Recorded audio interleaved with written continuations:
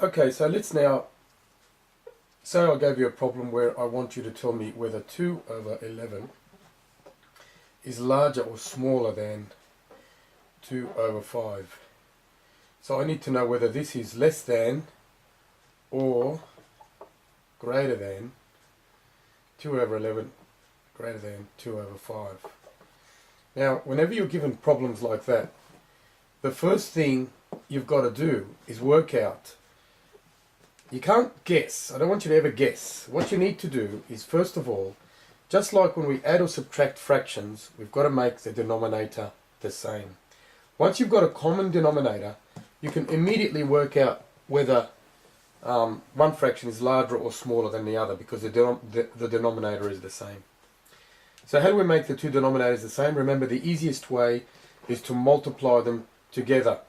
So what that means, that is multiply the denominators together. So that means I'm going to multiply this side by 5. I'm going to multiply that side by 11. So this is going to be 2 times 5. This is going to be 11 times 5. And on this side it's going to be 2 times 11 and 5 times 11. So what does that mean? 2 times 5 is 10. 11 5s are 55. And this side, 2 11s are 22. And 11 5s are 55. Straight away you can see our denominators are the same. So now I've got the same fraction, or I can compare the two fractions, is the more accurate way to say it, because I've got the same denominator. So which is now the larger or the smaller? I've got 10 on 55 and I've got 22 on 55. Which is larger? This is bigger. So that means this one is smaller than that. So that is the correct inequality there to show which fraction is larger than the other.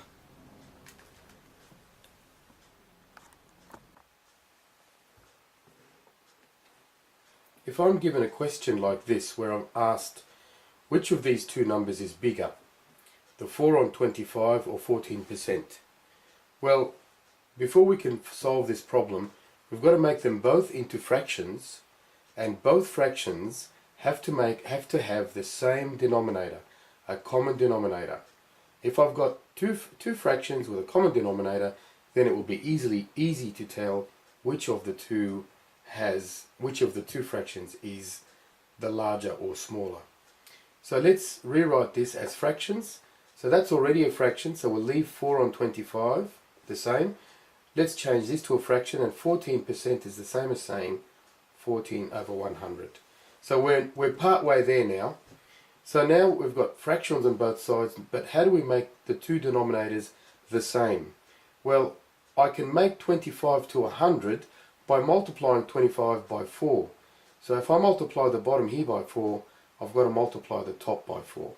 So that now gives me 4 times 4 on top, which is 16. On the bottom is going to be 100. Over here I've got 14 over 100, and now it's very easy to see that this number is greater than this one. So this is the right way of writing it.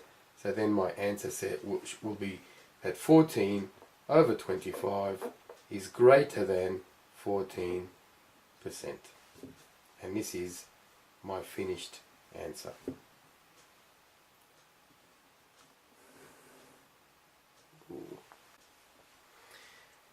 In this